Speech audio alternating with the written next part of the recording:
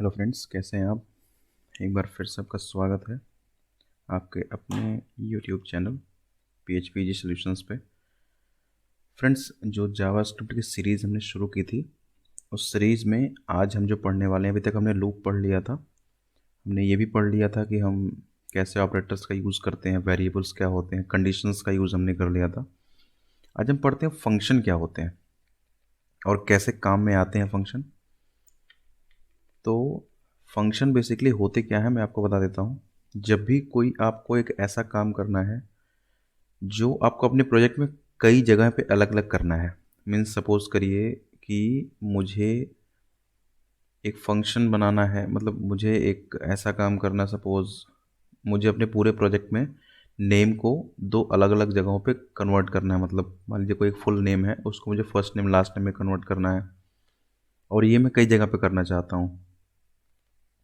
या सपोज़ करिए मुझे टेबल प्रिंट करना है, मान लीजिए, और मैं कह रहा हूँ कि नहीं, और मुझे हर एक पेज पे अलग अलग तरह की टेबल्स को प्रिंट करना है। अलग अलग मेरे पास पेज हैं और मुझे हर पेज पे अलग अलग टेबल प्रिंट करना है। कहीं पे किसी पेज पे 5 की टेबल प्रिंट करनी है, किसी पे 2 की टेबल करनी है, किसी पे 3 की टेबल करनी है, किसी पे 4 की करनी है, और करना मुझे एक सिंगल प्रोजेक्ट में है। तो होता क्या है फ्रेंड्स कि हर एक पेज पे अब हम क्या करते हैं कि फॉर लूप लगाते चले जाते हैं टेबल्स की। करना मुझे एक ही काम है, निकालना मुझे टेबल ही है, बट हम क्या करते हैं कि एक सेम कोड बार बार, कभी 5 के लिए लगाया तो हमने 5 पूरे कोड में 5 चेंज कर दिया, फिर हमने 2 के लिए लगाया तो सेम कोड में 5 की जगह 2 पे कर दिया। अब उसमें होता क्या है कि सेम कोड में हमें हर हर पेज पे लगानी पड़ती है, हर सेम कोड। तो उस केस में हम क्या करते हैं, हम फंक्शन क्रिएट करते हैं। फंक्शन से क्या होगा, फंक्शन से ये होगा कि जो कोड हम बार बार 3 लाइन 4 लाइन 5 लाइन का जो हर एक पेज पे लिख रहे हैं, जिसमें केवल एक सिंगल कंटेंट हमें चेंज करना है, तो उसके लिए हमने फंक्शन बना दिया और उस फंक्शन में हम वो कंटेंट पास कर देते हैं। तो उससे होता क्या है कि हमें केवल फंक्शन कॉल करनी है और उस फंक्शन के अंदर वो कंटेंट दे देना है, वो ऑटोमेटिक हमारा काम करके दे देगा। तो हमें होता क्या है, हमें कोड लिखने से आसानी होती है, मतलब हमें मल्टीपल टाइम एक सेम कोड लिखना नहीं पड़ता है मल्टीपल पेजेस पे। तो ये होते हैं फंक्शन। इसी कोडिंग को हम फंक्शन बोलते हैं। मतलब हमने एक फंक्शन क्रिएट कर दिया और हमने कह दिया कि ये काम तुम्हें हर एक पेज पे करना है, तो तुमने फंक्शन कॉल कर दिया, आपका काम हो जाता है। या उस फंक्शन में आपने कई कुछ ऑप्शन आपको ऐसे देने जो डायनेमिक होने हैं, तो एज ए पैरामीटर आपने फंक्शन डेटा पास कर दिए, तो आपको उस फंक्शन में वो डेटा के बेसिस पे जो आपको चाहिए वो मिल जाता है। अब फंक्शन बेसिकली होते हैं दो प्रकार के। एक फंक्शन होता है प्रीबिल्ट फंक्शन और एक फंक्शन होता है कस्टम फंक्शन। प्रीबिल्ट फंक्शन क्या है कि जब भी हमें कोई काम करना है तो जावास्क्रिप्ट ने पहले से कुछ प्री मेड फंक्शन बना रखे हैं, पहले से बने बनाए फंक्शंस हैं वो। इनका काम एक डिफाइन वर्क है, जो ये अपना डिफाइन काम करते हैं, जिनको बता दिया गया कि आपका यही काम है। जैसे आप ये देख रहे हो यहाँ पे, मैं दिखाता हूँ, बहुत सारे होते हैं। मैं आपको कुछ बताता हूँ जो यूज़ में आते हैं ज़्यादातर। जैसे कि हम कंसोल डॉट लॉग का यूज़ करते हैं। ये पहले भी मैंने आपको कई बार बताया है कंसोल डॉट लॉग, और कई जगह हमने यूज़ किया है। तो ये एक तरह का फंक्शन है कंसोल डॉट लॉग, जो कि डेवलपर कंसोल जो होता है, वहाँ पे कोई चीज़ हमें अगर प्रिंट करनी है तो उसके लिए काम में आता है। दूसरा एक फंक्शन होता है document dot right. Document dot right क्या करता है, हमारे पेज पे हमें कुछ डेटा को दिखाना है। होता क्या है, कंसोल डॉट लॉग केवल कंसोल में प्रिंट करके दे देता है, लेकिन मुझे पेज पे लिखना है तो कंसोल डॉट लॉग काम में नहीं आएगा। तो डॉक्यूमेंट डॉट राइट काम में आता है। डॉक्यूमेंट डॉट राइट क्या करता है, हमें अपने पेज पे कोई चीज़ अगर डिस्प्ले करनी है तो हम डॉक्यूमेंट डॉट राइट का यूज़ करते हैं। हालांकि ऐसा नहीं है कि पेज पे डिस्प्ले करने के लिए केवल यही एक ऑप्शन है, और भी तरीके हैं, लेकिन ये एक ऑप्शन है, ये एक फंक्शन है जो प्रीमेड काम करता है। दूसरा है पारसेंट। पारसेंट क्या काम करता है कि हमें, हमारे पास कोई एक वैल्यू है जो दशमलव में है, डेसिमल पॉइंट्स में है। जैसे मान लीजिए 100.12 है, तो हमें अगर केवल 100 चाहिए, 0.12 नहीं चाहिए, तो हम उस न्यूमेरिक वैल्यू को पारसेंट कर देते हैं। तो ये क्या करता है, पारसेंट हमें न्यूमेरिकल वैल्यू देता है, डेसिमल दशमलव छोड़ देता है, डेसिमल वैल्यू नहीं प्रोवाइड करता, केवल जो उसका प्योर हमारा जो नंबर है वो हमें दे देता है। इसी तरह स्प्लिट है। स्प्लिट क्या काम करता है, स्प्लिट का काम है कि जब भी हमें किन्हीं भी स्ट्रिंग में किन्हीं चीज़ों को ब्रेक करना है किसी के बेसिस पे, मतलब मान लीजिए हमने नाम लिखा हुआ है हमने फुल नेम लिखा हुआ, तो हम जब नाम लिखते हैं तो आप देखिए बीच में स्पेस लगाते हैं। जैसे हमने मान लीजिए दिनेश लिखा, फिर स्पेस लगाया, फिर कुमार लिखा। अब मुझे स्पेस के बेसिस पे उन दोनों नाम को अलग करना है, तो मैं स्प्लिट का यूज़ करूँगा। या मेरे पास कई सारे वैल्यू हैं जो कॉमा सेपरेटेड हैं, मुझे कॉमा सेपरेटेड नहीं चाहिए, मुझे कॉमा के बेसिस पे वैल्यू को ब्रेक करनी है। तो हम क्या करते हैं, उनको एरे में कन्वर्ट करते हैं। मतलब ये क्या करता है, ये एक स्ट्रिंग वैल्यू को किसी के बेसिस पे कन्वर्ट करता है, मतलब ब्रेक करता है और अरे में कन्वर्ट करता है। बेसिकली ये एक स्ट्रिंग को एरे में कन्वर्जन के काम में आता है। एक चीज़ समझिए, किसी भी एक बेस्ड ऑपरेटर के बेसिस पे। तो ये था आपका स्प्लिट जो ऑपरेटर है, स्प्लिट फंक्शन है। दूसरा एक फंक्शन हमारे पास है कॉनकैट फंक्शन। कॉनकैट फंक्शन क्या करता है, एक से अधिक अरे, मतलब मान लीजिए मेरे पास दो अरे हैं, तीन अरे को नहीं लेकिन दो अरे को आपस में मर्ज करने का काम करता है कॉनकैट अरे। मतलब कॉनकैट फंक्शन जो है ये दो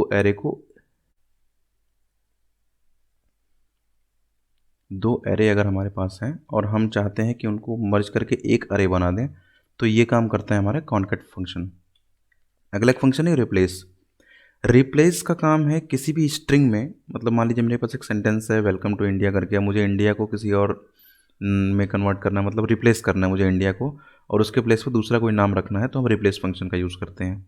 और एक है ये लास्ट लेंथ।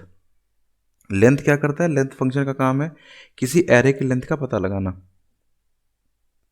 मान लीजिए मेरे पास एक एरे है और मैं चाहता हूँ कि जानना चाहता हूँ कि कितने डेटा है उसके अंदर, तो लेंथ की सहायता से हम ये पता कर सकते हैं कि उसकी लेंथ क्या है, कितने उसके अंदर डेटा हैं।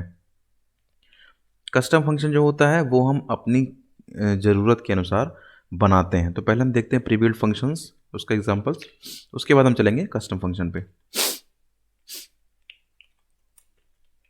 तो चलिए, तो हमने क्या किया, यहाँ पे एक फंक्शन नाम का फोल्डर बना रखा है, उसके अंदर हमने एक रखा है index.html, जिसमें functions.js एक फाइल बना रखी है जो यहाँ पे आपके सामने है। तो अब यहाँ पे हमें देखना है console.log। अब हमने यहाँ लिखा console.log और यहाँ पे हमने लिख दिया वेलकम टू इंडिया, इसको सेव किया। तो मैंने आपसे पहले ही बताया था कि यहाँ जब भी, मैं थोड़ा सा फॉन्ट इसका बड़ा कर लेता हूँ, यहाँ पे जब भी कुछ आप लिखेंगे console.log में, तो ये जाके आपके डेवलपर कंसोल पे प्रिंट होता है। तो हम देखते हैं क्या है डेवलपर कंसोल। यहाँ पे रिफ्रेश करते हैं, यहाँ पे फंक्शन नाम का एक फ़ोल्डर आ जाएगा। अब यहाँ मुझे नहीं दिखेगा क्योंकि ये मेरा पेज है। दिखेगा कहाँ पे, हमने इंस्पेक्ट किया, ये है मेरा, आप इसको देख सकते हो, कंसोल में आओगे आप तो यहाँ पे आपको दिखाएगा। मैं एरर्स को और वार्निंग को हटा देता हूँ, तो ये देखिए लिखा वेलकम टू इंडिया, दिख रहा होगा आपको। मैं थोड़ा सा इसको बड़ा कर देता हूँ, ये देखो वेलकम टू इंडिया दिख रहा है आपको। तो फ्रेंड्स मैं इसको नीचे की तरफ कर देता हूँ। तो ये है डेवलपर कंसोल। मैंने आपको पहले भी बताया हुआ है कि डेवलपर कंसोल पे आप कभी भी कोई भी चीज़, कोई भी एक्सप्रेशन लिखना चाहें तो आप यहाँ लिख सकते हैं, ये यहीं पे इसका आंसर देता है। तो ये था हमारा डेवलपर console.log। दूसरा एक ऑप्शन हमारे पास है डॉक्यूमेंट राइट। ठीक है, तो मैंने आपसे बताया था कि डॉक्यूमेंट डॉट राइट का यूज़ कहाँ पे होता है, जब हमें अपने पेज पे कोई चीज़ दिखानी हो, डिस्प्ले करनी हो, तो उसके लिए काम करता है। मतलब वेलकम टू इंडिया मैं इसको लिखूं, मैं वेलकम टू जावास्क्रिप्ट लिख देता हूं, तो ये कहाँ पे दिखेगा मेरा, ये दिखेगा मेरा यहाँ पे। आप ये देख रहे हो वेलकम टू जावास्क्रिप्ट। में थोड़ा सा इसका फॉन्ट बढ़ाने की कोशिश करता हूँ, ये देखिए ये मेरा कहाँ प्रिंट हुआ। मैं console.log बंद कर देता हूँ, डेवलपर कंसोल, या वेलकम टू जावास्क्रिप्ट, ये मेरे पेज पे दिखा मुझे। तो मुझे अगर अपने पेज पे कोई चीज़ दिखानी है तो मैं डॉक्यूमेंट डॉट राइट लिखता हूँ। अगला फंक्शन है पारसेंट। मैंने आपको बताया था एक वेरिएबल लेता हूँ मैं, जैसे मान लीजिए नम नाम का एक वेरिएबल लिया मैंने, इसके अंदर एक वैल्यू दे दी, मान लीजिए 125। अब ये एक वैल्यू है इसके अंदर 100.125, लेकिन मुझे केवल 100 चाहिए। तो ये कैसे मिलेगा मुझे, तो मैं पारसेंट लिखता हूँ इसके लिए। मतलब मैंने लिखा डॉक्यूमेंट डॉट राइट, मैंने यहाँ क्या कर दी, मैंने लिखा पारसेंट में आई कैपिटल होता है हिंट का, उसके अंदर मैंने नम रख दिया। ये क्या करेगा, आप देखो यहाँ पे मिल गई 100 मुझे, ये मुझे 100 निकाल कर दे देगा इसमें से, ये डेसिमल पॉइंट को ये प्रिंट नहीं करेगा। तो ये एक था सेक्शन। इसके बाद हमारे पास आता है, अगला फंक्शन आता है स्प्लिट। तो मैंने एक नाम ले लिया, मान लीजिए मैंने एक नेम लिया यहाँ पे, जैसे दिनेश कुमार ले लिया मैंने। तो दिनेश कुमार ले लिया मैंने। अब मुझे दिनेश को अलग करना है, कुमार को अलग करना है। तो मैंने आपको बताया था किसी भी स्ट्रिंग को एरे में कन्वर्ट करने के लिए स्प्लिट का ऑपरेटर का यूज़ होता है, बेसिस ऑफ स्पेस या बेसिस ऑफ कॉमा, या कुछ भी एक बेस हमें चाहिए जिसके बेसिस पे मुझे उसको ब्रेक करना है। तो मैंने एक वेरिएबल ले लिया SPL डेटा करके, नेम डॉट स्प्लिट। किसके बेसिस पे करना है, डबल कोट्स में मैंने स्पेस दे दिया क्योंकि मुझे एक सिंगल स्पेस के बेसिस पे ये काम करना था। अब मैं अगर SPL डेटा को प्रिंट करने की कोशिश करूँगा, आप अगर देखोगे तो प्रिंट हो जाएगा, डॉक्यूमेंट डॉट राइट। तो आप देखो क्या प्रिंट होता है, बेसिकली कुछ आता भी है कि नहीं आता। देखो यहाँ दिनेश आया, कॉमा करके कुमार आया आया, लेकिन मुझे केवल दिनेश चाहिए था। तो मुझे क्या करना, मैंने आपको पता है ये एरे में कन्वर्ट होता है। एरे हमने पढ़ा था कि हमेशा जो पहला इंडेक्स होता है एरे का वो होता है 0। तो 0 पे कौन गया होगा, दिनेश। दिनेश प्रिंट हुआ 0 पे, और फिर 1 पे कौन आ जाएगा, कुमार। तो मतलब ये एक एरे में कन्वर्ट हो गया ऑटोमेटिकली, जिसमें जब भी हम जानते हो आप एरे में कन्वर्ट करते हैं तो जो पहला इंडेक्स जो हमारे स्टार्ट होता है वो 0 से स्टार्ट होता है। तो ये चला गया 0 पे, ये चला गया 1 पे, इसके बेसिस पे हमारा डेटा ब्रेक हो गया। तो ये था हमारा स्प्लिट ऑपरेटर। दूसरा एक ऑपरेटर हमारे पास है कॉनकेट ऑपरेटर। तो हमारे पास मान लीजिए ARR1 करके, सॉरी एक वेरिएबल है जिसमें दो वैल्यू है, मान लीजिए A है B है। एक दूसरा अरे ले लिया मैंने ARR2 करके, इसमें C है और ये D है, सॉरी। अब मुझे इन दो अरे को आपस में जोड़ना है, तो मैंने एक तीसरा अरे लिया जो कि एक सिंगल अरे में कन्वर्ट होगा। इसमें क्या करूँगा मैं, ARR1 डॉट कॉनकैट, फंक्शन है ये, स्मॉल ब्रैकेट जब भी कहीं लगे समझिए एक फंक्शन है, ARR2। अब हम इनको प्रिंट करते हैं ARR3 को। तो हमने लिखा डॉक्यूमेंट डॉट राइट। तो डॉक्यूमेंट डॉट राइट हमने लिखा, तो यहाँ पे क्या होगा, ARR3 एक सिंगल अरे में कन्वर्ट हो जाएगा बेसिकली। तो ये A B C और D आ गया, मतलब आपका A B और C और D ये ARR3 में आ गया। मतलब ये अरे और ये अरे कन्वर्ट होके एक अरे में कन्वर्ट हो गए पूरी तरीके से। तो ये था हमारा कॉनकैट ऑपरेटर। इसके बाद अगला है हमारा रिप्लेस। तो हमने यहाँ पे एक वैल्यू लेता हूँ मैं,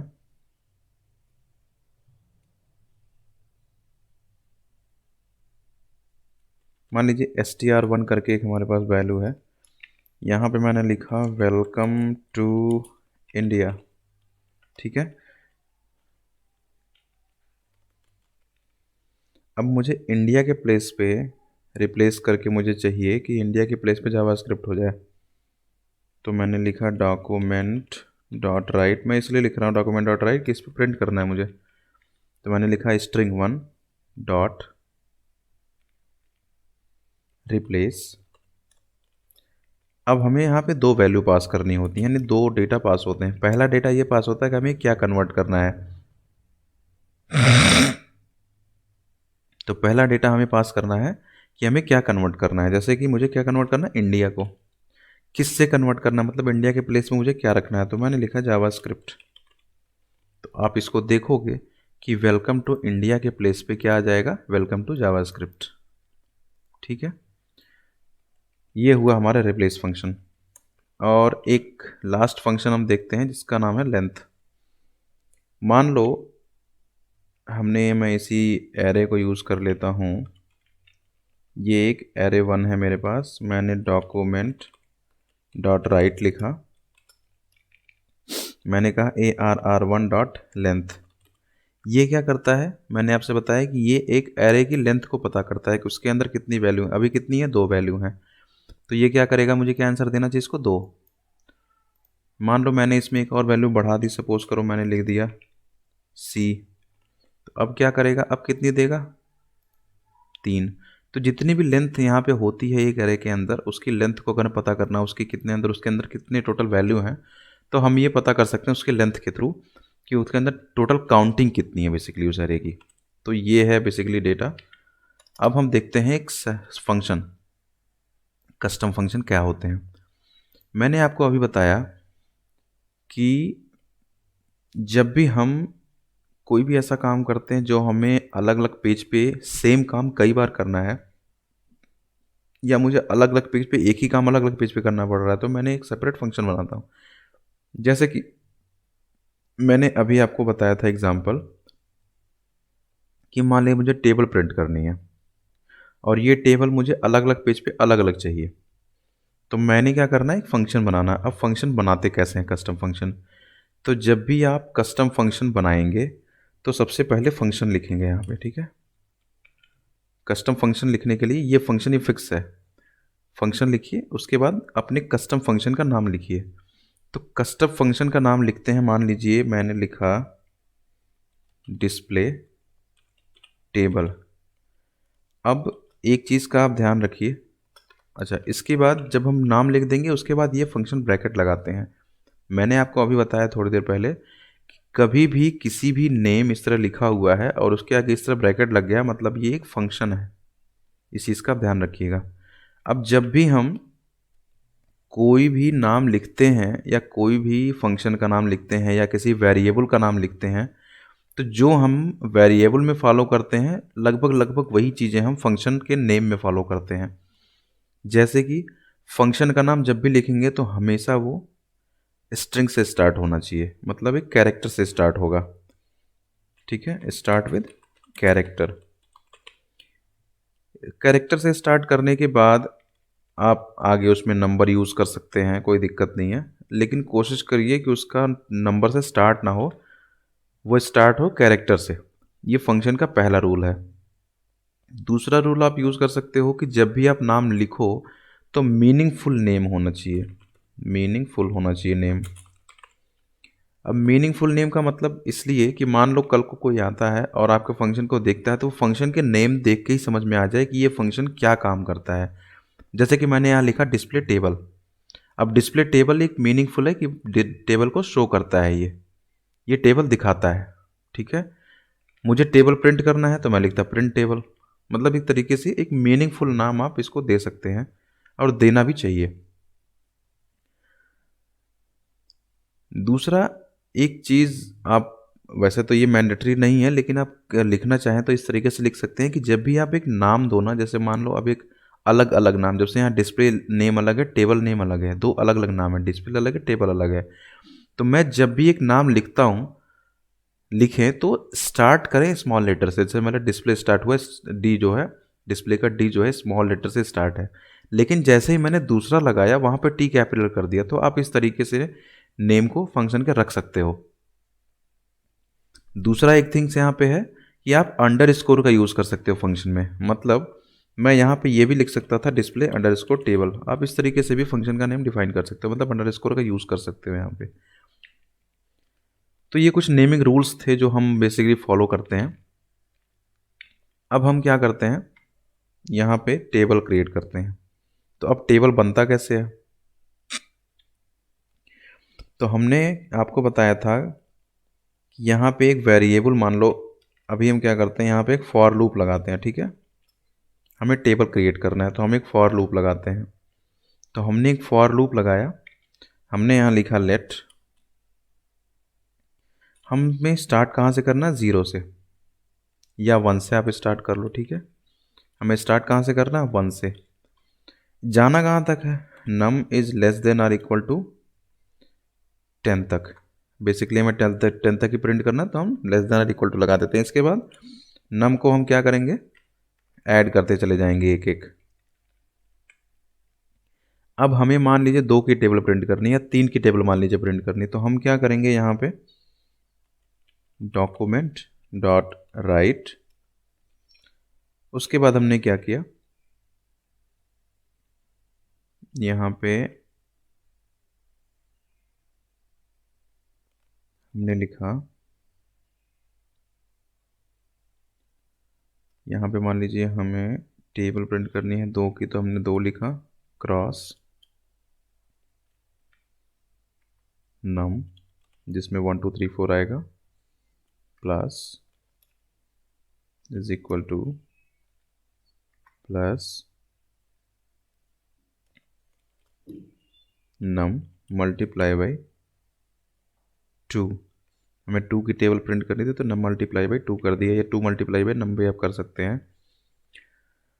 ठीक है, अब मुझे क्या करना है, डिस्प्ले टेबल यहाँ पे रखनी है। मैं यहाँ क्या करता हूँ, डिस्प्ले टेबल को प्रिंट करने की कोशिश करता हूँ, देखते हैं क्या आता है। ये आ गया।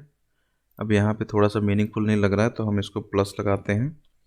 याद है हमने एक HTML का एक टैग यूज़ करना था, ब्रेक। ये आ गया, 2 1 जा 2, 2 2 जा 4 करके 10 तक टेबल आपका आ गया।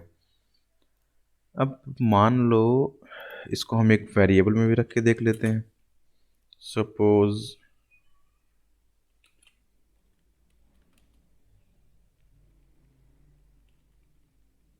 हमने एक वेरिएबल ले ली टेबल नाम की, हम इसको document dot right table of 2 is, यहाँ टेबल को प्रिंट कर दिया। अब यहाँ लिखा है टेबल ऑफ 2 इज अनडिफाइंड, दिख रहा है आपको? क्या दिख रहा है? Table of 2 is undefined. Undefined क्यों है? टेबल तो हमने यहाँ डिफाइन किया है, लेकिन अनडिफाइंड क्यों है टेबल, और ये सही कैसे होगा? अनडिफाइंड ये टेबल इसलिए है क्योंकि ये टेबल कोई डेटा रिटर्न नहीं कर रहा है, ये हमें प्रिंट तो कर दे रहा है। मतलब मैं टेबल को नॉर्मली अगर डिस्प्ले टेबल फंक्शन रखूँ तो ये डॉक्यूमेंट डॉट राइट की सहायता से, जैसे कि जो कि मैंने यहाँ लिखा, तो इसकी सहायता से ये प्रिंट तो कर देगा इसको। लेकिन ये कभी अगर आपने किसी वेरिएबल को असाइन कर दिया तो आप उसको प्रिंट नहीं कर सकते। तो अब ये प्रिंट कैसे होगा?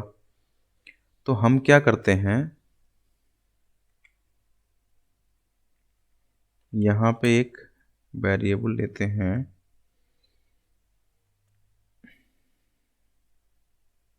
मान लो x नाम का, एरे की वैल्यू डिफाइन करते हैं। ठीक है, क्योंकि अगर आप किसी भी वेरिएबल को नॉर्मल डिफाइन करते हो और आपने x इज इक्वल टू इस तरह से डेटा लिखा, तो वो हमेशा एक ही वैल्यू एक वेरिएबल को पास होती है, आप जानते हो। तो हमेशा उसमें लास्ट वैल्यू आएगी और आपको लास्ट वैल्यू दिखा देगा। तो हम इसको बनाते हैं एक एरे वैल्यू, और इसके एरे में हम क्या करते हैं, डेटा को स्टोर करेंगे। हम क्या करते हैं, यहाँ पे नम लिख देते हैं, या नम लिखने की नीड नहीं है, हम करते हैं एक्स डॉट पुश कर देते हैं। पुश मेथड यहाँ पे काम करता है किसी भी एरे में वैल्यू को ऐड करने के लिए।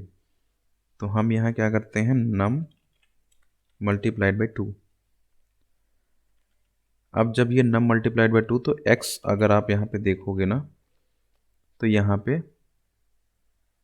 एक्स के पास ऑलरेडी वैल्यू आ चुकी होगी, और हम इसको करते हैं रिटर्न, RETURN, एक्स को रिटर्न करते हैं, देखते हैं क्या आती है वैल्यू।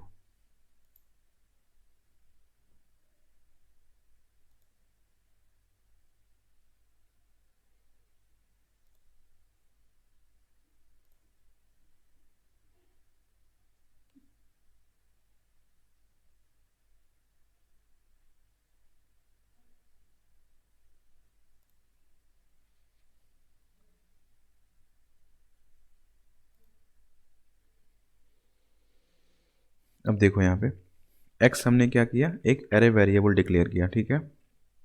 अगर हम एरे वेरिएबल डिक्लेयर ना करके इसको इस तरीके से डिक्लेयर करते तो हमेशा मेरे पास एक ही वैल्यू आती, ठीक है। तो हमने क्या किया, इसको एक एरे वेरिएबल डिक्लेयर कर दिया।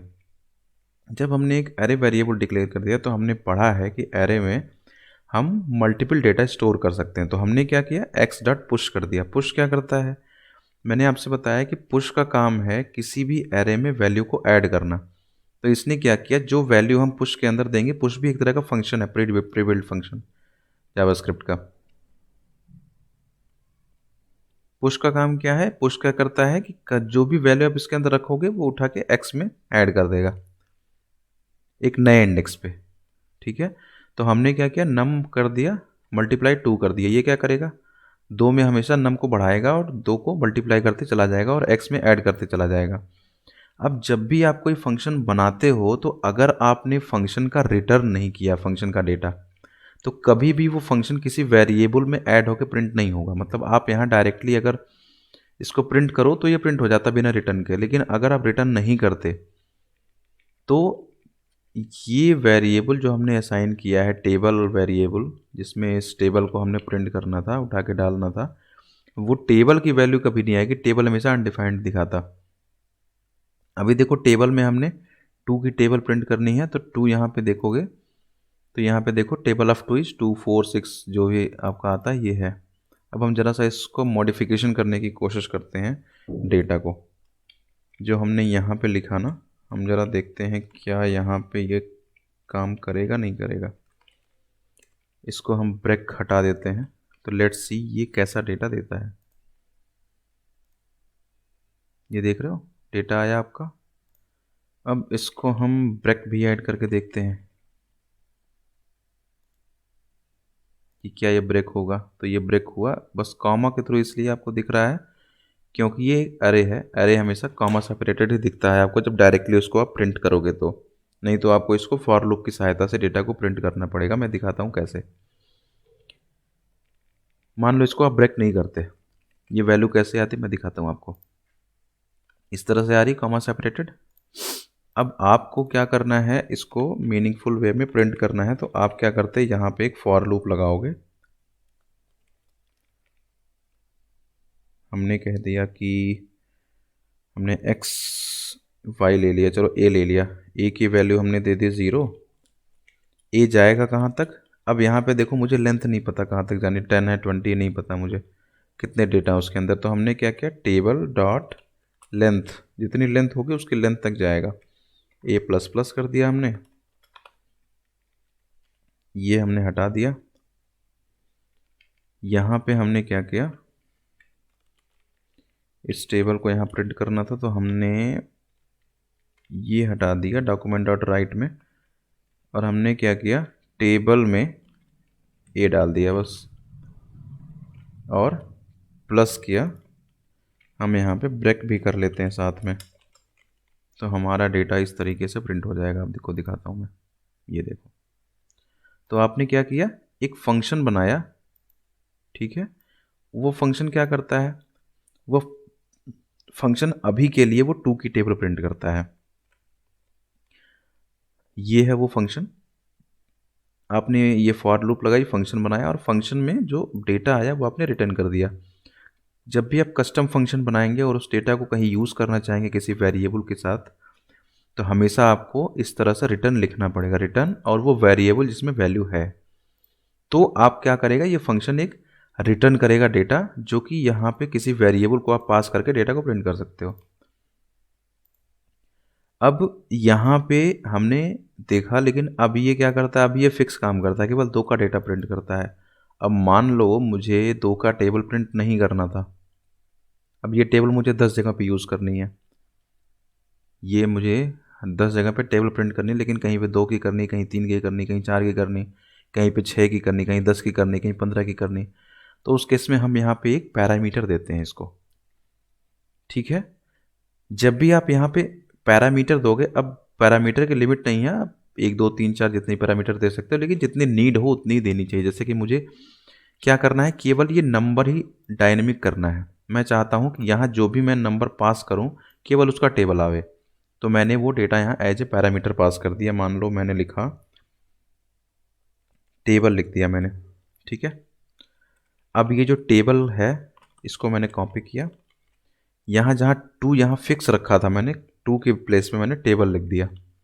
अब ये क्या करेगा, जो वैल्यू आप इसमें पास करोगे वो यहाँ पास होगा और उसका टेबल आपको मिल जाएगा। अब ये पास कहाँ होगा, तो जहाँ पे आप इसको कॉल करोगे ना, ब्रैकेट में उसकी वैल्यू पास करोगे, वो वैल्यू ऑटोमेटिक जाके यहाँ पे मिल जाएगी इसको। जैसे मैंने यहाँ पे मान लो 5 की टेबल करनी है तो मैंने 5 लिख दी। अब आप यहाँ देखोगे तो आपको 5 की टेबल मिल जाएगी, ये देखो। लेकिन अब यहाँ 2 है तो आपको इसको भी डायनेमिक करना है, तो इसको कैसे डायनेमिक करोगे, इसको डायनेमिक कैसे करोगे, इसको वहाँ हटाओगे, यहाँ पे लिखोगे टेबल, प्लस कर दोगे आप यहाँ पे, ठीक है। अब देखो अब क्या होगा, आ गया आपका 5 का टेबल। आपको मान लो करनी है यहाँ पे 7 की टेबल, तो आपने यहाँ अब हुआ क्या, आपने बनाया फंक्शन, लेकिन अब आप इस फंक्शन की सहायता से किसी भी नंबर का टेबल कहीं भी प्रिंट कर सकते हो, देख रहे हो आप यहाँ पे। तो ये है कस्टम फंक्शन। कस्टम फंक्शन की सहायता से आप कैसे किसी टेबल किसी भी चीज़ को कर सकते हो। कस्टम फंक्शन बहुत सारी चीज़ों में काम आता है। आप मान लो किसी भी चीज़ का कोई भी काम करना चाहो, किसी का नाम आपको चेंज करना है, या आप मान लो किसी नाम को ब्रेक करना चाहते हो कई जगह पे, या मान लो आप फैक्टोरियल निकालना चाहते हो, तो कई जगह पे आप जैसा वर्किंग चाहो वैसा आप कस्टम फंक्शन अपने हिसाब से बना सकते हो। तो ये था फ्रेंड्स, फंक्शन कैसे काम करता है, फंक्शन होता क्या है, प्री बिल्ट फंक्शन क्या होते हैं, ये सारी चीज़ें थी इसमें। तो ये कैसा लगा वीडियो आपको, ये हमें कमेंट बॉक्स में लिख के ज़रूर बताइएगा। ये वीडियो बनाने में आप भी जानते हो कितनी मेहनत लगती है, तो आप लाइक कमेंट और शेयर ज़रूर करें इस वीडियो को। अगर आपको कोई चीज़ इसमें ना समझ में आई हो तो आप मुझे लिख सकते हैं कमेंट बॉक्स में, मैं कोशिश करूँगा उसका उत्तर देने की। ये वीडियो आपको कैसी लगी ये ज़रूर बताइएगा। अब अगली जो हम देखेंगे फ्रेंड्स वो है इवेंट्स, कि इवेंट्स होता क्या है, और इवेंट्स के सीरीज़ में ही हम देखेंगे। इवेंट्स से पहले हम एक इम्पॉर्टेंट थिंग्स की एक चीज़ें देखेंगे कि कौन कौन सी चीज़ें और भी जो छूटी हुई हैं वो हम उसमें कवर करेंगे, और उसके बाद हम देखेंगे इवेंट्स का सेक्शन। तो मिलते हैं अगले वीडियो में, तब तक के लिए बाय बाय।